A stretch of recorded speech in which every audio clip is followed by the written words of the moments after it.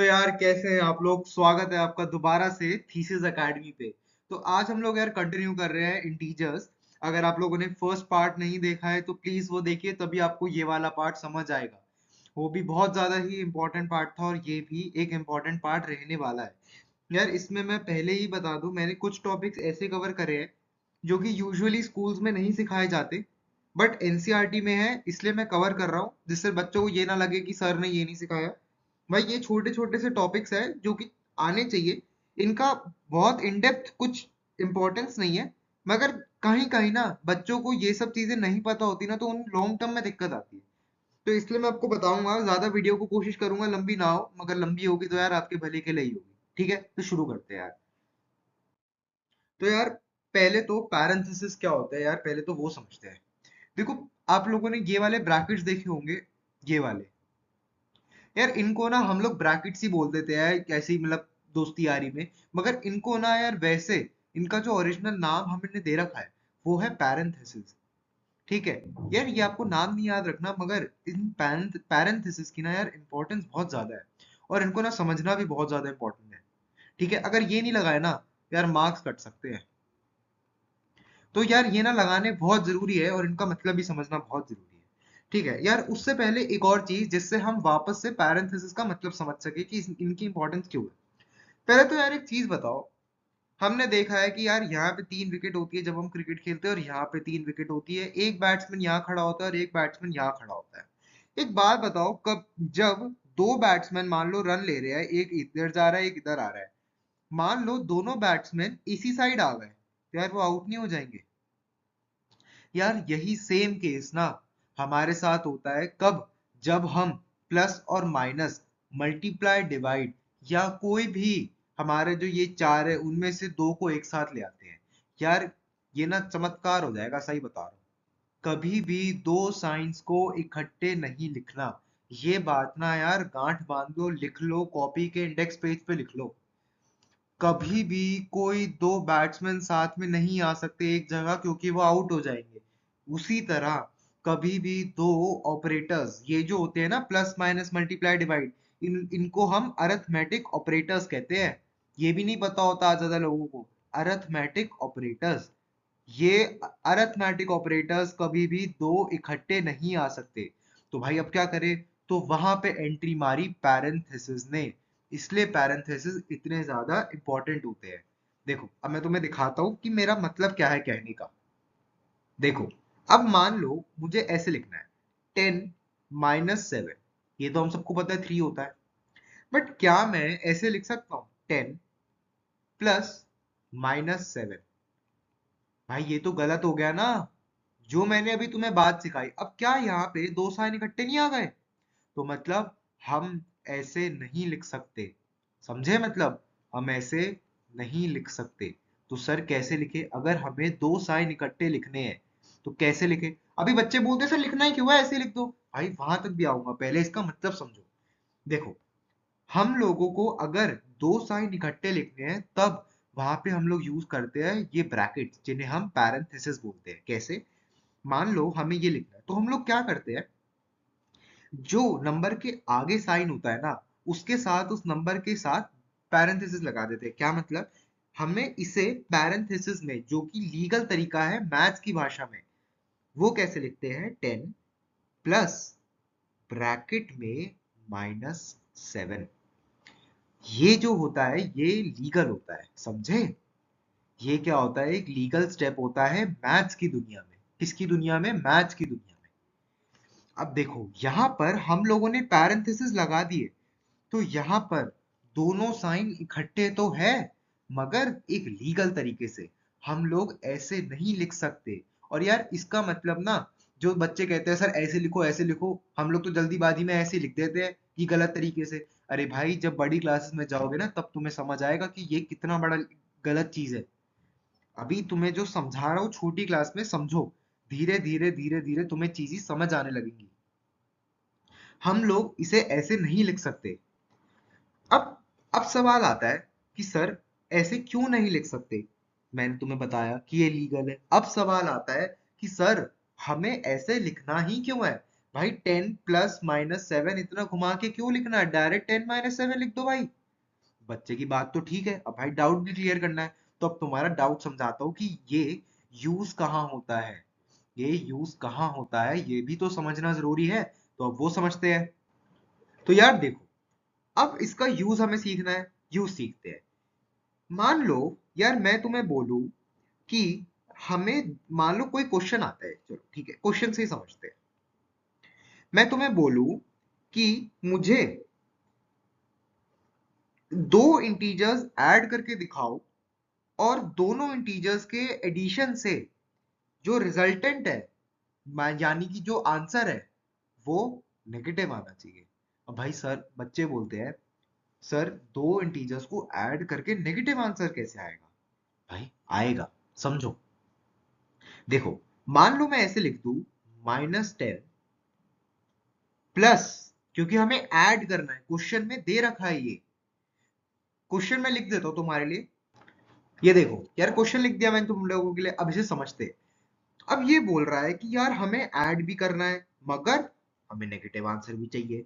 तो भाई ये पॉसिबल कैसे है? अरे भाई है, तुम थीसिस एकेडमी से कर रहे हो यार, तुम लोग ऐसे बोलोगे क्या पॉसिबल नहीं है? अरे भाई पॉसिबल है, समझो। अब यहाँ पे हमारे रोल प्ले करेंगे हमारे पैरेंथेसिस, जो कि बहुत इंपॉर्टेंट है। देखो, अब हमें ऐड करना है, ये तो हमें पहली कंडीशन है। दूसरा, दो इंटीजर्स होने चाहिए। और तीसरी कंडीशन, भाई पहली हो गई ऐड, दूसरा इंटीजर्स और तीसरा नेगेटिव आंसर। ये कैसे पॉसिबल है?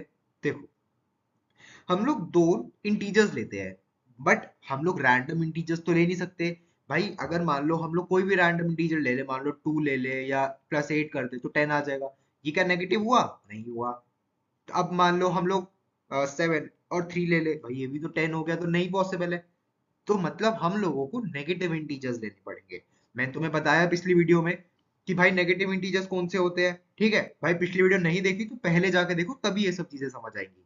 देखो, अब हमें नेगेटिव इंटीजर्स लेने पड़ेंगे जिनके एडिशन से हमें एक नेगेटिव इंटीजर मिल सके, ठीक है। क्या मैंने बोला? हमें दो ऐसे इंटीजर्स लेने पड़ेंगे जिनके एडिशन से हमें नेगेटिव इंटीजर मिले, और वो जो दो इंटीजर्स लेंगे वो भी नेगेटिव होने पड़ेंगे। वो मैंने तुम्हें अभी लॉजिक समझा दिया क्यों होने पड़ेंगे। अब देखो, हम लोग दो नेगेटिव इंटीजर्स लेते हैं, मान लो -2 और -8।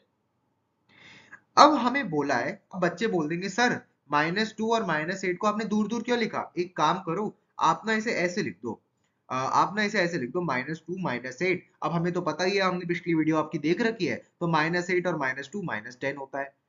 भाई तुम लोग, तुम्हारी बात बिल्कुल सही है, मगर क्या तुमने इसे ऐड करा? ये ऐड तो हुआ ही नहीं ना। कंडीशंस को देखो, क्वेश्चन को समझो, फिर ये सब चीजें समझ पाओगे। देखो, हमें ऐड भी करना है, अब वो कैसे पॉसिबल है? अगर मैं -2 के बाद प्लस का साइन लगा दूं तो क्या मैं -8 लिख सकता हूँ? हाँ, लिख सकता हूँ, मगर मुझे पैरेंथेसिस यूज करने पड़ेंगे, क्योंकि दो साइन इकट्ठे नहीं आ सकते। तो मैंने पैरेंथेसिस लगाए और अंदर लिख दिया -8 और ब्रैकेट क्लोज कर दिया। ये एक लीगल तरीका है। अब इसे कैसे सॉल्व करेंगे? मैंने तुम्हें पिछली वीडियो में बताया था कि जब हम लोग एडिशन और सब्ट्रैक्शन करते हैं तो हम लोग क्या रूल लगाते हैं? उस रूल के हिसाब से, जब दो साइन इकट्ठे हो, प्लस माइनस, तो क्या आंसर आता है? माइनस। मैंने तुम्हें बताया भाई, कि अगर तुम्हें नहीं समझ आ रहा मतलब तुमने पहली वीडियो नहीं देखी है। तो प्लस माइनस माइनस, फिर ये नंबर एज इट इज आ जाएगा 8। अब ये सही है, -2 -8 -10, ठीक है। यहाँ पे यूज होता है पैरेंथेसिस का। इसे और डेप्थ में समझना है, एक तुम्हें और एग्जांपल ले लेता हूँ। भाई अब -2 -8 ले लिया हमने, एक एग्जांपल और ले लेते हैं भाई। एग्जांपल में ये ले लेते हैं अपना -3 प्लस -4, क्या हो जाएगा? -3 -4 -7। समझ आया? नहीं समझ आया? एक बार दोबारा देखो, ये सब समझ आ जाएगा। अब चलते हैं अगली स्लाइड पे। हाँ भाई, अब हम लोग आ गए हैं क्लोजर अंडर एडिशन में। अब यार मैं जो तुम्हें वीडियो की स्टार्टिंग में बोला था ना कि कुछ टॉपिक्स एनसीईआरटी में दे रखे हैं जो लोग कवर नहीं कराते मगर करवाने चाहिए, वो यही है। एक तो है क्लोजर अंडर एडिशन, एक है क्लोजर अंडर सब्ट्रैक्शन। ये दो ऐसे टॉपिक्स है जो कि तुम्हें थोड़ा बहुत समझा देता हूँ। यार देखो, तुमने छठी में सिक्स्थ में मतलब एक चीज तो पढ़ी है ना कि भाई अगर हम सम या चलो एडिशन की बात करें तो पहले सम से ही समझाता हूँ। When we add two whole numbers we get a whole number। क्या? when we add two whole numbers we get a whole number। भाई एक बात बताओ, 2 एक whole number है, 8 भी वो whole number है, जब हम इन दोनों को ऐड करते तो हमें मिल जाएगा 10, और 10 भी तो whole number है। whole numbers कौन से होते हैं? मैंने तुम्हें पिछली वीडियो में बताया था, which start from 0। ठीक है, तो भाई whole numbers ये है। सिमिलरली यार इंटीजर्स में भी होता है। व्हेन देखो क्या कंडीशन होती है, when we add two integers we to क्या लिख रहा हूं यार मैं, बोल क्या रहा हूं, लिख क्या रहा हूं, two integers we get an integer. क्या मतलब? भाई जब हम लोग दो इंटीजर्स को ऐड करते हैं, मैंने तुम्हें अभी पिछली वाले में सिखाया ना पैरेंथेसिस वाला, तो क्या मैं ये लिख सकता हूं, क्या ये ऐड हो रहे हैं दो इंटीजर, क्या ये एक इंटीजर है? Yes it is an integer. क्या ये इंटीजर है? Yes it is an integer. क्या ये ऐड हो रहा है? भाई एक बात बता, यहाँ पे ऐड नहीं हो रहा है ये। अब तुम्हें समझ नहीं आया तो पीछे जाके दोबारा देखो, और समझ आ गया है तो मेरे भाई तू बहुत बढ़िया जा रहा है, तेरे भाई पूरे आएंगे स्कूल में। तो when we add two integers, तो देख अब इसको कैसे सॉल्व करेंगे, -2 -8 इज इक्वल्स टू -10। और क्या -10 एक इंटीजर है? Yes it is an integer. समझे? ये बहुत ज्यादा इंपॉर्टेंट चीज है। तुम्हें दो तीन ना इसमें स्टेटमेंट दे रखी है एनसीईआरटी में, मैं तुम्हें एक या दो वो सॉल्व करके दिखा देता हूँ, तुम्हें समझ आ जाएगा कि एनसीईआरटी में क्या दे रखा है, उसका मतलब क्या है। हाँ भाई, तो यार ये ना कुछ स्टेटमेंट्स दे रखे हैं एनसीईआरटी में, मैंने कहा तुम्हें यही सॉल्व करवा देता हूँ, तुम्हें और क्लैरिटी आ जाएगी। अब देखो, हमें पता है पिछली वीडियो से हमने सीख लिया और अभी भी थोड़ा हमने रिवाइज कर लिया कि -10 + 3 क्या होगा, -7। अब देखो इसका मतलब क्या है, क्लोजर अंडर एडिशन का मतलब है कि क्या अब ये इंटीजर है, क्या -7 इंटीजर है? यस। ऑब्जर्वेशन क्या है, हमने हमने क्या देखा, ऑब्जर्वेशन का मतलब है हम लोगों ने क्या ऑब्जर्व करा, क्या देखा। तो yes it is an integer. देखो -75 + 18 क्या ये इंटीजर है? हाँ है। तो भाई है तो लिखो ना, क्या आंसर आया, -57। क्या इंटीजर है? Yes it is an integer. अब 27, अब यार यहाँ पे बच्चे थोड़े अटक जाते हैं फिर दोबारा, अरे भाई अटकना क्यों है, मैंने तुम्हें बताया कैसे सॉल्व होगा, प्लस माइनस माइनस। तो 27 प्लस माइनस क्या आएगा, -27। क्या आ गया, 0। अब यहाँ पे बच्चे कंफ्यूज आते हैं, अरे भाई मैंने तुम्हें पहली वीडियो में बताया था कि 0 is also an integer, so yes the answer is an integer. समझ आ गया? सिर्फ यार इतना सा कॉन्सेप्ट है मगर ये आना चाहिए, ठीक है। तो अब चलते हैं आगे। यार जैसे हमने क्लोजर अंडर एडिशन पढ़ा ना, सिमिलरली क्लोजर अंडर सब्ट्रैक्शन है, इसमें भी कुछ ज्यादा नहीं है।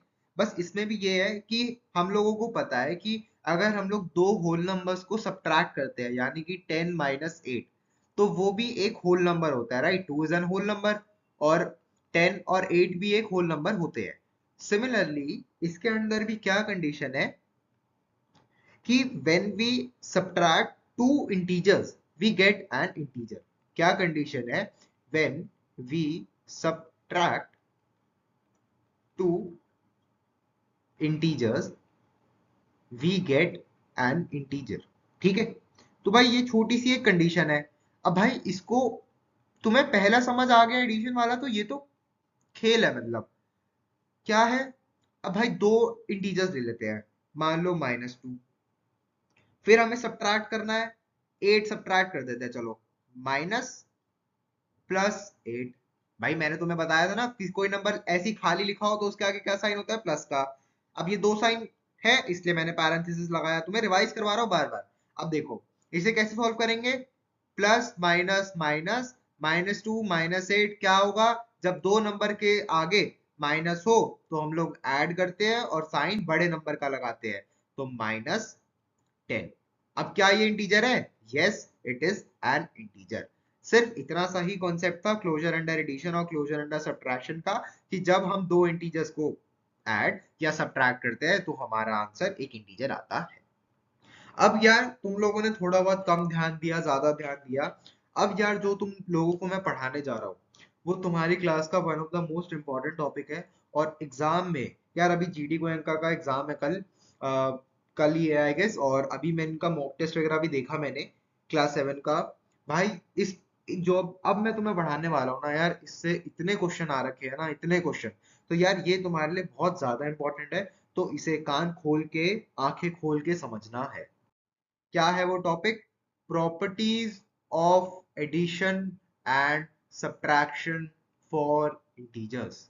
मैंने तुम्हारे लिए बड़ा बड़ा लिख दिया है यहाँ पे, जिससे तुम और ध्यान लगा के देखो। देखो यार, प्रॉपर्टीज ना, इसमें मेन जो तुम्हें समझनी है वो दो है। कौन सी? पहली है यार कॉम्यूटेटिव। क्या बोलते हैं? Commutative property. दोबारा बोलो जिससे तुम्हें याद हो सके, क्योंकि यार ये ना समझने में बहुत आसान है, मगर जब अप्लाई होती है ना तब बच्चों को याद नहीं आती प्रॉपर्टीज। तो मेरे साथ बोलो, commutative property, commutative property, commutative property. दूसरी है associative property, associative property, associative property. 2 minute बैठ के याद करो, दो ही नाम है सिर्फ। क्या नाम है? Commutative property, associative property, commutative property, associative property. अब यार इन दोनों प्रॉपर्टीज को अच्छे से समझते हैं कि ये दोनों प्रॉपर्टीज कहना क्या चाहती है, करना क्या चाहती है। अगली स्लाइड में समझते हैं। देखो, पहले हम लोग बात करते हैं यार कॉम्यूटेटिव प्रॉपर्टी की, क्योंकि ये कंपैरेटिवली आसान है। ठीक है, कॉम्यूटेटिव प्रॉपर्टी। अब यार तुम लोग एक मुझे छोटी सी चीज बताओ। देखो ये ना कभी कभार देखने में आसान लगती है, तो इसे समझ लो। फिर जब तुम लोगों को इसकी एप्लीकेशन दिखाऊंगा ना, तब तुम लोगों को इसकी इंपॉर्टेंस समझ आएगी, अभी बच्चों को नहीं आती। एक बात बताओ, अगर मैं 2 + 8 करूँ तो आंसर क्या आएगा? 10। और अगर मैं 8 + 2 करूँ तो भाई तब भी तो आंसर 10 ही आया ना। तो इसका क्या मतलब हुआ कि मैं चाहे 2 + 8 लिखूं, चाहे 8 + 2 लिखूं, आंसर हमेशा इक्वल आएगा। क्या 10 और 10 इक्वल नहीं है? तो दे आर इक्वल ना। तो आंसर हमेशा इक्वल आएगा। यही है कॉम्यूटेटिव प्रॉपर्टी। ये क्या कहती है कि जो नंबर 1 है, क्या है, जो हमारा पहला नंबर है, ये हमारा फर्स्ट नंबर है 2, और ये 8 जो हमारा सेकंड नंबर है, इन दोनों को हम इंटरचेंज कर सकते हैं। ये प्रॉपर्टी हमें इंटरचेंज अलाउ करती है। हम लोगों ने पहले 2 को लिखा, यहाँ पे हम लोगों ने 2 को पहले लिखा, 8 को बाद में लिखा। फिर हम लोगों ने 8 को पहले लिखा, 2 को बाद में लिखा। दोनों केसेस में हमारा आंसर 10 आया। यही है कॉम्यूटेटिव प्रॉपर्टी। इसको हम लोग एक जेनरिक फॉर्म में कैसे लिख सकते हैं? देखो यार, एक जेनरिक फॉर्म्स ना वैसे बड़ी क्लासेस में होती है, बट तुम्हें मैं समझा रहा हूँ, यही सब चीजें ना समझ आनी चाहिए।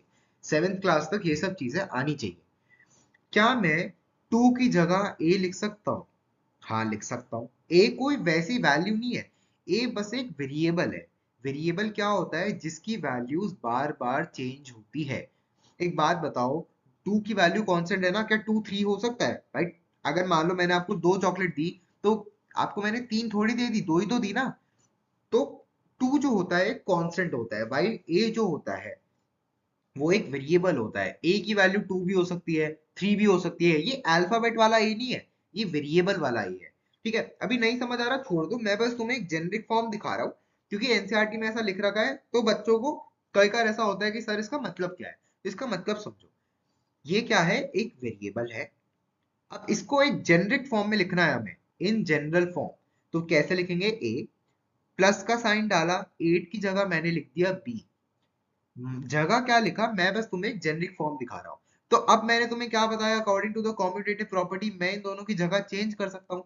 तो अगर मैं b + a लिख दूं, तब भी जो हमारा आंसर आएगा वो सेम आएगा। आंसर कुछ भी आएगा, ये मत कहना सर a + b 10 आएगा क्या। अरे भाई नहीं, ये 2 + 8 नहीं लिखा, ये a + b लिखा है। a + b अलग चीज है, ये वेरिएबल्स होते हैं। a की वैल्यू कुछ भी हो सकती है।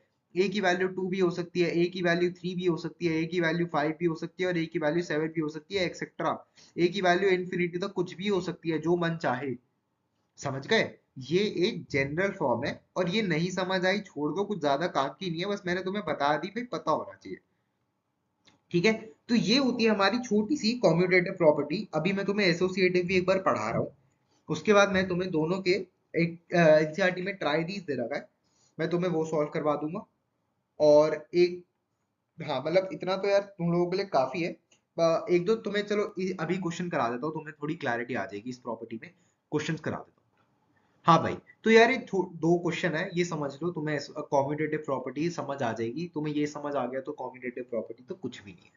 तो अब हमें बताना है कि क्या ये दोनों इक्वल है, और अगर ये दोनों इक्वल आ गए उसका मतलब क्या है कि ये दोनों कॉम्यूटेटिव है।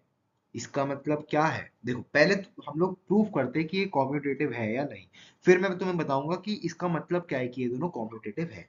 देखो हम लोग पहले इसको सॉल्व करते हैं यहाँ पे, ठीक है, इसको यहाँ करेंगे, ठीक है। देखो -8 प्लस -9, प्लस माइनस क्या होगा, -9, 9 2 18, -1 17, तो -17। आंसर आ गया हमारा इससे, ये इससे आंसर हमारा क्या आया, इसको एज इट इज उतारा, फिर प्लस माइनस -8 -17, तो इससे आंसर हमारा सेम आया ना दोनों में। इसका मतलब क्या है, कॉम्यूटेटिव से इसका मतलब है कि, देखो नोट में लिख देता हूं तुम्हारे लिए, इसका मतलब है कि जो दोनों नंबर्स है ना, -8 and -9 are both commutative, are both commutative.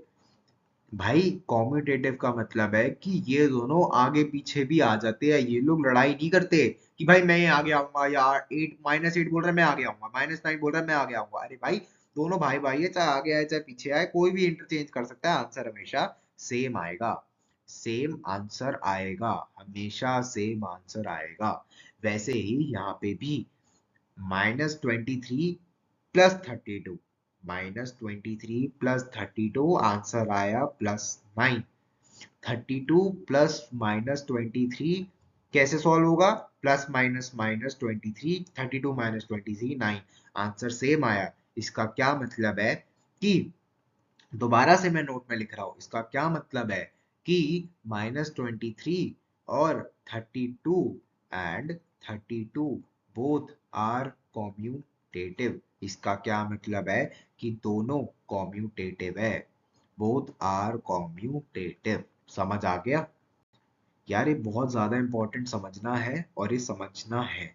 हम नहीं समझ आया, एक और बार देखो, एक और बार देखो। और अगर तुम्हें ये वाली चीज नहीं समझ आ रही ना, प्लस माइनस वाली, मतलब तुमने पहली वीडियो नहीं देखी, पहली वीडियो जा करके देखो, तुम्हें ये भी अच्छे से समझ आ जाएगा। अब आगे चलते हैं। अब मैंने तुम्हें दो प्रॉपर्टीज बताई थी, याद करो कौन सी थी, कॉम्यूटेटिव और एसोसिएटिव। कॉम्यूटेटिव मैंने तुम लोगों को समझा दी, अब मैं तुम लोगों को समझाने वाला हूँ एसोसिएटिव प्रॉपर्टी। तो यार अब हम लोग बात करने वाले हैं एसोसिएटिव प्रॉपर्टी के बारे में। यार एसोसिएटिव प्रॉपर्टी के लिए ना तुम्हें एक चीज पता होनी बहुत ज्यादा जरूरी है, जो कि है बोर्ड मास। तुम लोगों ने बोर्ड मास पहले पढ़ा हुआ होगा, मैं ये उम्मीद करके चल रहा हूँ। अब तुम लोगों को यार अगर नहीं आता तो तुम लोग कमेंट्स में लिख दो कि सर हमें बोर्ड मास नहीं आता, मैं उस पर एक डेडिकेटेड वीडियो बना दूंगा जिसमें मैं तुम्हें बेसिक सा बोर्ड मास समझा दूंगा, जितनी तुम्हें 7 या 8 तक 6 तक रिक्वायरमेंट है। अभी मैं ये मान के चल रहा हूँ कि तुम लोगों को बोर्ड मास आता है, मैं बस तुम्हें हल्का सा रिवाइज करवा रहा हूँ। भाई बोर्ड मास की फुल फॉर्म होती है BODMAS। इसकी फुल फॉर्म होती है bracket of division multiplication addition and subtraction. और यार हम लोगों ने ब्रैकेट्स में कौन से ब्रैकेट्स पढ़े हैं, एक ये वाले, फिर हम लोगों ने कौन से पढ़े हैं, ये कर्ली ब्रैकेट्स, फिर हम लोगों ने ये वाले ब्रैकेट्स पढ़े हैं। ठीक है, ये सीक्वेंस इज वेरी इंपॉर्टेंट। ठीक है, ये सीक्वेंस कभी हमें भूलना नहीं है। यही सीक्वेंस इस एसोसिएटिव प्रॉपर्टी में बहुत ज्यादा यूज होने वाला है। ठीक है, अब मैं तुम लोगों को इसकी पहले एक जेनरिक फॉर्म लिखवाता हूँ, फिर तुम्हें समझाता हूँ, सॉरी, कि इसका मतलब क्या है। देखो जेनरिक फॉर्म क्या है एसोसिएटिव प्रॉपर्टी, कि when we add a plus b which are enclosed in a bracket and add c, it is equal to a plus b plus c where c, b and c are enclosed in a bracket। अब भाई जो मैंने इतनी सारी English बोली इसको समझनी भी तो है, तो अब मैं समझाता हूँ तुम्हें। देखो अगर मैं कोई दो नंबर्स ले लूं, दो साइड लेता हूं मैं, सेम नंबर्स लूंगा, क्योंकि अब देखो यहाँ पे भी ए है यहाँ पे भी ए है, मतलब दोनों ए सेम है। मैंने तुम्हें पहले बोला कि ए की वैल्यू बदल सकती है, मगर एक क्वेश्चन में ए की वैल्यू सेम ही रहेगी। अगर मैं क्वेश्चन 1 कर रहा हूँ तो उसमें ए की वैल्यू हमेशा सेम रहेगी। इसका मतलब ये नहीं है कि तुम लोग मान लो कोई क्वेश्चन सॉल्व कर रहे हो, उसमें तुमने ए की वैल्यू पहले 2 लिखी फिर 3 लिख दी। अरे भाई, उस क्वेश्चन में ए की वैल्यू फिक्स्ड हो जाती है। ठीक है। अभी तुम लोगों को ये शायद ए वाली चीज नहीं समझ आ रही होगी, अभी तुम लोग छोटे हो उस चीज के लिए, ये जेनरिक फॉर्म्स वगैरह बड़ी क्लासेस में आती है, बट स्टिल मैं तुम लोगों को समझाने का पूरा ट्राई कर रहा हूँ। अब देखो, इसको हम लोग एग्जाम्पल से समझते हैं। ठीक है। देखो, अब मान लो मैं 3 नंबर्स ले लेता हूँ। वो नंबर्स क्या है? 2 प्लस 8 प्लस 10। जहां पर मैं 2 और 8 को ना ब्रैकेट में डाल देता हूँ, और वहीं पे यहाँ पे भी मैं सेम नंबर्स लेता हूँ और यहाँ पे मैं 10 और 8 को ब्रैकेट में डाल देता हूँ। अब तुम्हें according to the BODMAS rule पता है कि हम लोग सबसे पहले ब्रैकेट को सॉल्व करते हैं, उसके बाद हम लोग ब्रैकेट को खत्म करके नॉर्मली सॉल्व करते हैं, राइट? तो यहाँ पर भी हम पहले ब्रैकेट को सॉल्व करेंगे और यहाँ पर भी हम लोग पहले ब्रैकेट को सॉल्व करेंगे। जब हम लोग ब्रैकेट को सॉल्व करते हैं तो देखो, 2 प्लस 8 क्या आता है? 10। अब हमें पता है भाई, ये ब्रैकेट का काम खत्म हो गया तो हम ब्रैकेट हटा देते हैं। फिर यहाँ पे क्या लिखा है? प्लस, हमने लिखा प्लस। यहाँ पे लिखा है 10, हमने लिखा 10। ठीक है, इसे सुंदर सा लिख देता हूँ दोबारा से। क्या तुम्हें समझ तो आ ही गया होगा, अब सुंदर से लिख देता हूँ। ब्रैकेट का लिखा मैंने 10 प्लस 10। 10 प्लस 10 क्या होता है? 20। अब देखो, यहां पर भी एक चमत्कार होगा। देखो, एक मैजिक सा होगा। यहां पर भी आंसर सेम आया, 20 आया ना आंसर। यहां पर भी आंसर सेम आएगा, जबकि हम लोगों ने ब्रैकेट अलग चेंज कर दिया। ब्रैकेट यहाँ पे दो दो अलग नंबर्स पे लगाया है और यहाँ पे ब्रैकेट दो अलग नंबर्स पे लगाया है। देखो, 8 प्लस 10 क्या होता है? 18 होता है, और 18 प्लस 2 20। हो गया चमत्कार, आ गया मजा। आंसर सेम आया ना भाई। यही तो है मैजिक एसोसिएटिव प्रॉपर्टी का। ये समझनी बहुत ज्यादा जरूरी है कि चाहे हम फर्स्ट 2 नंबर्स पर ब्रैकेट लगाए या हम लास्ट 2 नंबर्स पर ब्रैकेट लगाए, आंसर विल बी सेम। यही कहती है हमारी एसोसिएटिव प्रॉपर्टी। समझ आ गया? अब तुम लोगों को एक दो एग्जांपल सॉल्व करवा देता हूँ, जिससे तुम लोगों को थोड़ा मजा आए, समझ आए और अच्छे से। तो देखो यार, अब मैंने तुम्हें, देखो पिछली प्रॉपर्टी से याद करो, मैंने तुम लोगों को एसोसिएटिव में क्या बताया था कि मान लो हम लोगों को पता है कि 2 और -8 अगर कॉम्यूटेटिव है, तो इसका मतलब है कि उन दोनों की हम लोग पोजीशंस चेंज कर सकते हैं। अब अगर हम लोग कोई 3 नंबर्स को एसोसिएटिव प्रूफ कर देते हैं, तो उसका मतलब क्या है कि हम लोग पहले 2 नंबर्स पे और आखिरी 2 नंबर्स पे ब्रैकेट अलग अलग कर सकते हैं। मतलब ये हमारी मर्जी है कि हम लोग लास्ट 2 नंबर्स पर ब्रैकेट लगाए या पहले 2 नंबर्स पे, मगर उसके लिए हमें प्रूव करना होगा कि दोनों केसेस में आंसर सेम आए। अगर आंसर सेम नहीं आया तो मतलब ये पॉसिबल नहीं है। तो देखो, हम लोग चेक करते हैं, लेट्स चेक। अब देखो, हमें पता है बोर्ड मास के अकॉर्डिंग कि हम लोग पहले ये जो बड़ा वाला ब्रैकेट है, जिसे हम स्क्वायर ब्रैकेट कहते हैं, हम लोग इसे सॉल्व करेंगे। ठीक है। तो देखो, -3 एज इट इज लिख दिया। इसमें पैरेंथेसिस लगा देते हैं क्योंकि लगा हुआ है क्वेश्चन में। ये स्क्वायर ब्रैकेट बनाया, देन प्लस माइनस क्या होगा? माइनस। देन हमें पता है 1 -7 कितना होता है? बच्चे बोलते सर 1 के आगे क्या है? प्लस है माइनस है? अरे भाई, नंबर खाली होता है तो कौन सा साइन होता है? प्लस का। -3 एज इट इज प्लस +1 -7 क्या आएगा? एक नंबर के आगे प्लस है, दूसरे के आगे माइनस है, तो क्या आएगा? -7 -1 6। साइन बड़े नंबर का लगाया है हमने। फिर हम लोग ब्रैकेट खोलेंगे, पैरेंथेसिस खोल दो, -3। यहाँ पे दोनों साइन है ना, इसलिए यहाँ पे ब्रैकेट लगा रखा है। Plus minus -6 as it is, -3 -6 -9।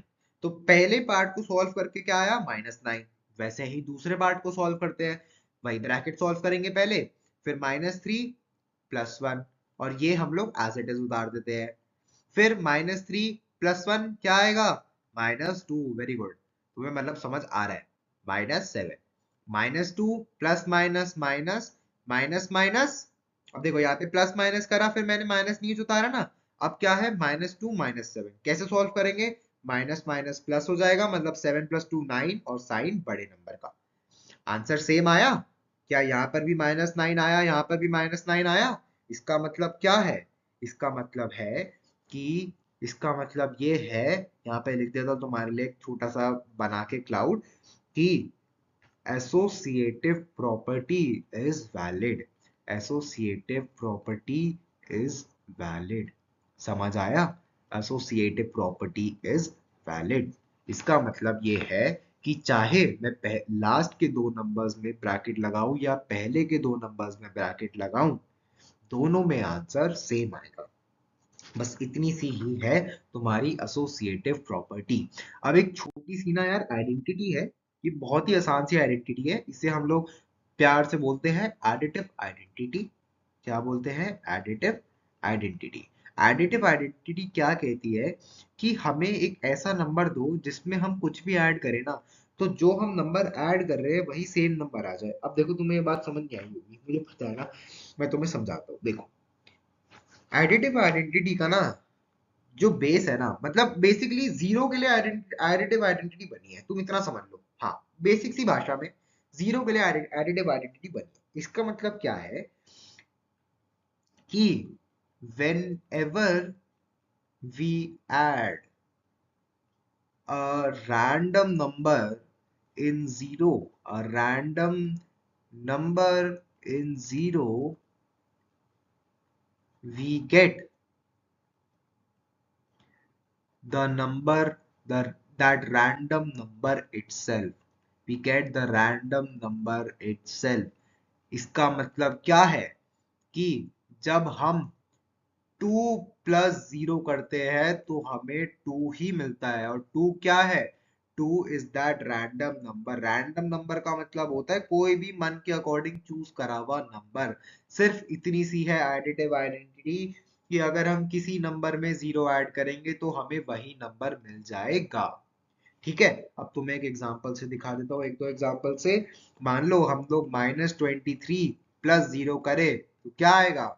-23 plus 0 is equal to -23। तो hence additive identity is valid for this case. अब देखो एक छोटा सा क्वेश्चन और आता है जहां बच्चे हल्का सा कंफ्यूज होते हैं। क्वेश्चन तुम्हें ऐसे दे रखा होता है कि सॉल्व दिस, ठीक है। क्या लिखा होता है? माइनस, मान लो -61 प्लस, जैसे ब्रैकेट में ये लोग डैश दे देते हैं, एम्प्टी स्पेस, और यहाँ पे -61 दे देते हैं। अब बच्चे बोलते हैं सर -61 में ऐसा क्या ऐड करूं कि -61 ही आ जाए? इसका मतलब है कि हमने -61 में कुछ ऐड ही नहीं करा। दिमाग लगाओ, 2 में अगर मैं कुछ ऐड ही ना करूं, मान लो मैंने तुम्हें 2 चॉकलेट्स दी, अब मैं तुम्हें तीसरी ना दूं तो तुम्हारे पास 2 ही तो रहेगी ना। यही मतलब है, जब मैं -61 में 0 ऐड कर दूंगा तो मेरे पास आंसर -1 ही आएगा। इसका मतलब है एडिटिव आइडेंटिटी। दोबारा समझो, इसका क्या मतलब है? अगर मैंने तुम्हें 2 चॉकलेट्स दी, ठीक है, अब मैंने तुम्हें और कुछ भी नहीं दिया, मतलब मैंने तुम्हें और 0 चॉकलेट्स दी, मतलब कोई चॉकलेट दी ही नहीं, तो उसे 0 चॉकलेट कह सकते हैं ना। तो अब तुम्हारे पास कितनी चॉकलेट्स बची भाई? 2 ही तो चॉकलेट्स बची। तो ये हम लोग रियल लाइफ में भी एडिटिव आइडेंटिटी यूज करते हैं। सिर्फ इतनी सी ही है तुम्हारी एडिटिव आइडेंटिटी। तो यार आज के कॉन्सेप्ट खत्म हो गए हैं, मगर एनसीईआरटी में एक ट्राई दीज दे रखा है जो बच्चों को कभी कभार दिक्कत आती है सॉल्व करने में। और दिक्कत क्या है यार, तुम लोग थीसिस एकेडमी से पढ़ो, तुम्हें दिक्कत नहीं आएगी, मगर मैं तुम्हें चाहता हूँ कि तुम लोग ये समझो अच्छे से। इसलिए अब मैं तुम्हें ये ट्राई दीज की क्वेश्चन समझाने वाला हूँ। और इसका कैसा प्रोसेस रहेगा, देखो तुम्हारे सामने स्क्रीन पे क्वेश्चन दिख रहा है। तुम लोग पहले वीडियो को पॉज करोगे, ये हर बार नहीं बताऊंगा मैं, इस बार बता रहा हूँ, ठीक है। पहले तुम लोग ये वीडियो को पॉज करोगे, तुम लोग मुझसे पहले सारे आंसर्स लिखोगे, फिर आंसर्स मैच करोगे, क्योंकि ट्राई दीज के आंसर जहां तक है एनसीईआरटी में नहीं दे रखे। मतलब यार मेरी एनसीईआरटी में तो नहीं दे रहे, तुम्हारा पता नहीं। आंसर मैच करोगे, अगर सही है तो बहुत बढ़िया, नहीं है तो वीडियो देखोगे, और सही है भी तो देखोगे, क्या पता मैं कुछ नई चीज समझा दूं तुम्हें। ठीक है, तो सॉल्व करना शुरू करते हैं।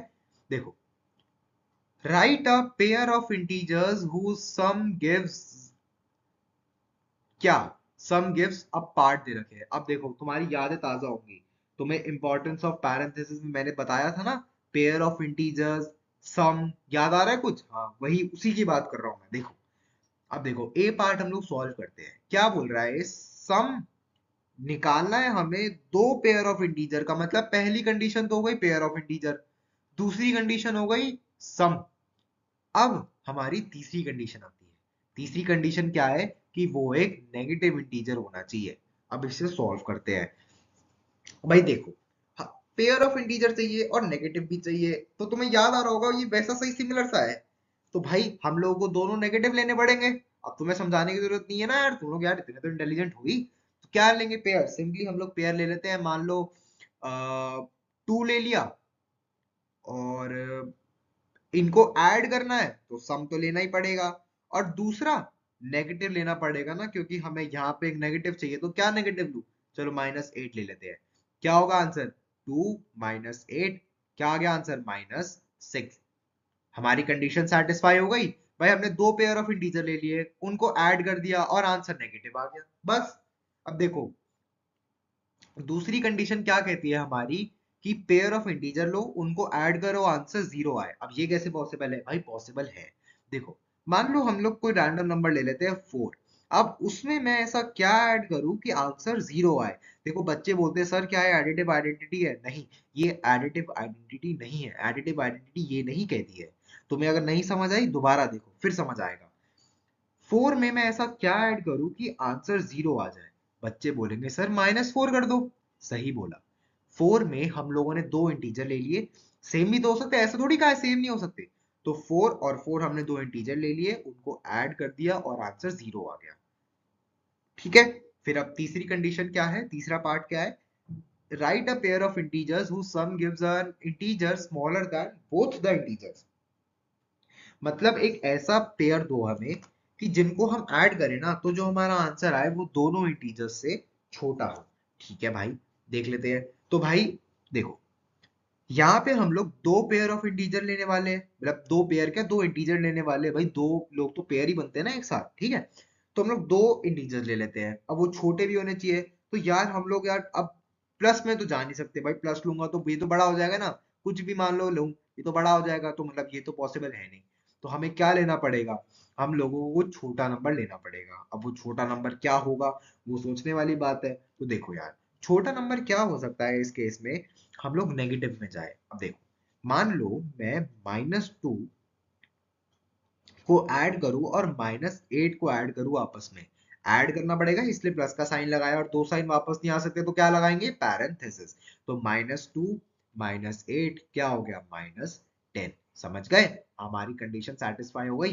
क्या -10 -2 और -8 से छोटा नहीं होता? होता है सर, हमें पता है। हम लोगों ने आपकी पहली वीडियो देखी है, आपने नंबर लाइन में हमें बताया है। और यार छोटी सी चीज देखो, ये इतना सा समझ लो, तुम्हें नंबर लाइन में क्या ज्यादा समझना है। यहाँ पे 0 है, यहाँ पे 1 है, यहाँ पे -1 है, यहाँ पे -2 है। यहाँ पे हम लोग जितना लेफ्ट जाते रहते हैं नंबर उतना स्मॉल होता रहता है, और जितना हम लोग राइट साइड जाते रहते हैं नंबर उतना बिग होता रहता है। ये बात याद रखनी है। नंबर लाइन में हम लोग जितना लेफ्ट जाएंगे नंबर उतना छोटा होगा, नंबर लाइन में जितना हम लोग राइट जाएंगे उतना नंबर बड़ा होगा। तो इसका क्या सर मतलब हुआ कि -1 -2 से छोटा है? नहीं, -2 -1 से छोटा है। हाँ, -2 -1 से छोटा है। -8 -1 से छोटा है, और 1 -2 से बड़ा है। ये तो हमें दिख ही रहा है भाई, 1 राइट साइड में है तो 1 तो -2 से बड़ा ही होगा ना। समझ गए? 0 -1 से बड़ा है सर? हाँ भाई बड़ा है। 0 -1 से बड़ा है। समझ गए? अब तुम्हें ये चीज याद रहेगी हमेशा। ठीक है। अब चलो, अब हम लोग यार चलते हैं नेक्स्ट पार्ट पे। अब देखो हमने फर्स्ट पार्ट कर लिया है, सेकंड पार्ट कर लिया, ए पार्ट हो गया है, बी पार्ट हो गया है, और सी पार्ट हो गया ना हमारा। 1 2 3, हाँ। अब हमारा डी और ई बचा है, वो पढ़ते हैं। देखो डी पार्ट और E part. An integer smaller than only one of the integer. क्या? दोबारा पढ़ता हूँ देखो तुम्हारे लिए। Write a pair of integer whose sum gives an integer smaller than only one of the integers। इसका मतलब क्या है कि दो इंटीजर्स को ऐड करवाओ और जो तीसरा इंटीजर आए ना वो सिर्फ एक ही से छोटा होना चाहिए, दोनों से नहीं छोटा होना चाहिए। भाई सी पार्ट में क्या था? दोनों से छोटा था ना। भाई हम लोगों ने सी पार्ट में -2 -8 -10 किया था, तो भाई -10 तो -2 से भी छोटा है और -8 से भी छोटा है। तो भाई ये कह रहा है कि अब एक से छोटा होना चाहिए। यार अब ये थोड़ी दिक्कत वाली बात आ जाती है, बच्चों को लगता है सर ये तो दिक्कत हो गई, एक से छोटा कैसे करा? अरे भाई पॉसिबल तो है ही, थीसिस एकेडमी यार। तो देखो हम लोगों को सम चाहिए। तो एक बात बताओ, क्या मैं ये एग्जांपल नहीं ले सकता +3 प्लस -7? दिमाग लगाओ, आंसर क्या आएगा बेटे? 3 -7, आंसर क्या आया? -4। -4 किससे छोटा है? 3 से। क्या -7 से छोटा है? नहीं। कंडीशन सेटिस्फाई हो गई? मजा आ गया? अब बच्चे बोलते सर आपने तो बता दिया, मैं कैसे बताऊं? यार तुम लोग भी जब धीरे धीरे प्रैक्टिस करोगे ना, तुम लोगों को ये सब चीजें अपने आप स्ट्राइक होने लग जाएगी।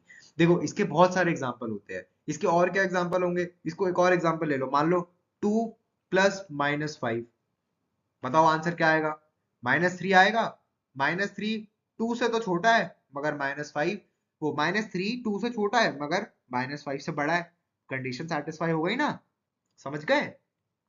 धीरे धीरे जब तुम प्रैक्टिस करोगे ये सब चीजें तुम्हें खुद समझ आने लग जाएगी। ठीक है, अब हम लोग लास्ट पार्ट पे चलते हैं। क्या है? N integer greater than both the integer. मतलब हम लोग कोई भी दो इंटीजर्स को ऐड करें जिससे तीसरा इंटीजर दोनों इंटीजर से बड़ा हो। अब देखो, वीडियो पॉज करो, सोचो, एक दो बार हिडन ट्रायल करो, फिर देखो। अब मान लो मैं कोई भी रैंडम इंटीजर्स ले लेता हूँ, 4 और 3, उनको ऐड कर दूं तो हमारा आंसर क्या आएगा? 7। अब भाई 7 दोनों इंटीजर्स से बड़ा है ना, मजा आ गया। यही तो है। मान लो अब मैं ले लूं 2 + 8, तो हमारी कंडीशन सेटिस्फाई हो गई भाई, दो इंटीजर ले लिए, उन्हें ऐड कर दिया और आंसर दोनों इंटीजर्स से बड़ा है। समझ गए? तो हमारा क्वेश्चन 1 यहाँ कंप्लीट होता है। अब चलते हैं क्वेश्चन 2 की ओर। क्वेश्चन 2 में क्या है? पहले हम लोगों ने सम किया था, अब हम लोग डिफरेंस करने वाले हैं। तो इसका मतलब दोनों इंटीजर्स के बीच में माइनस का साइन आएगा, ये याद रखना है हमें। ठीक है, गलती नहीं करनी है। तो हम लोग ए पार्ट सॉल्व करते हैं। Write a pair of integers whose difference gives a negative integer. इसका मतलब क्या है कि मान लो हम लोग कोई भी दो रैंडम इंटीजर्स ले लेते हैं। अब रैंडम इंटीजर्स मान लो -5 और हम लोग -3 ले लेते हैं। अब देखो, हम लोग अभी तो सिर्फ दो इंटीजर्स लिए हैं। अब इन दोनों का डिफरेंस चाहिए हमें, जो कि एक नेगेटिव नंबर होना चाहिए। तो हम देखो, अब यहाँ पे मैं माइनस का साइन लगाऊंगा। अब तुम लोग थीसिस एकेडमी से पढ़ रहे हो तो तुम्हें पता है सर ये तो पॉसिबल ही नहीं है, यहाँ पे तो ब्रैकेट आएगा। बिल्कुल सही बात। अब इसे सॉल्व करेंगे तो -5 माइनस माइनस क्या हो जाएगा? +3। -5 +3 -2। तो हमारी कंडीशन सेटिस्फाई हो गई, नेगेटिव इंटीजर आ गया। आ गया सर। अब नेक्स्ट पार्ट पे चलते हैं। आंसर क्या आना चाहिए? 0। तो क्या सर मैं 4 - 4 नहीं कर सकता? 0 नहीं आ गया? दो इंटीजर हो गए, माइनस कर दिया, आंसर आ गया 0। अब थर्ड पार्ट पे चलते हैं। N integer smaller then both the integer. तो भाई इसे कैसे सॉल्व करें? अब देखो, मान लो मैं 10 - 7 कर दूं तो आंसर आ गया 3। क्या 3 दोनों इंटीजर से स्मॉलर नहीं है? तो मजा आया? मजा आ रहा है? थोड़ा बहुत, थोड़ी बहुत ऐसा लग रहा होगा सर हम कैसे सोचेंगे। यार तुम सोच लोगे, धीरे धीरे जब तुम प्रैक्टिस करोगे ना, तुम ये सब चीजें अपने आप सोच लोगे। इसको एक और एग्जांपल ले सकता हूँ। मान लो मैं एक एग्जांपल तुम्हें दे दूं, 5 - 3 2। क्या 2 दोनों इंटीजर से छोटा नहीं है? समझ गए? नेक्स्ट पार्ट पे चलते हैं, D part. An integer greater than only one of the integers. इसका मतलब जो हम लोग दो इंटीजर लेंगे और जो आंसर आएगा, जो आंसर है ना, वो सिर्फ एक ही इंटीजर से बड़ा होना चाहिए। तो क्या ले भाई? देखो, डी पार्ट कैसे हम लोग सॉल्व करेंगे। हम लोगों को डिफरेंस लिखना है ना, तो क्या मैं 10 - 3 नहीं लिख सकता? क्या आंसर आएगा? 7 आएगा। अब भाई 7 सिर्फ 3 से ही तो बड़ा है, 10 से थोड़ी है। कंडीशन सेटिस्फाई हो गई ना? समझ गए? अब ई पार्ट पे चलते हैं। N integer greater than both the integers. अब यार यहाँ पे बच्चे फंस जाते हैं कि सर हम क्या करें। देखो हमें दो इंटीजर चाहिए, अब उनका डिफरेंस भी चाहिए, और जो तीसरा है ना, जो आंसर है हमारा, वो जो हमने दो इंटीजर यूज करे उनसे बड़ा होना चाहिए। तो क्या यूज करें? देखो, हम लोग क्या यूज कर सकते हैं? 5 माइनस -3।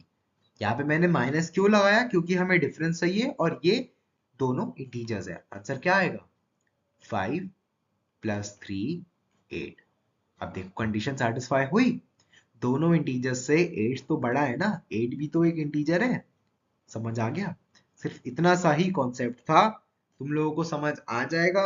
नहीं आया, एक बार दोबारा सॉल्व करो, दोबारा वीडियो देखो, 2 बार देखो, 3 बार देखो, 4 बार देखो, जब तक क्लियर नहीं होता देखते रहो। अपने दोस्तों को ये वीडियो भेजो, और भाई मार्केट में आग की तरह वीडियो फैला दो।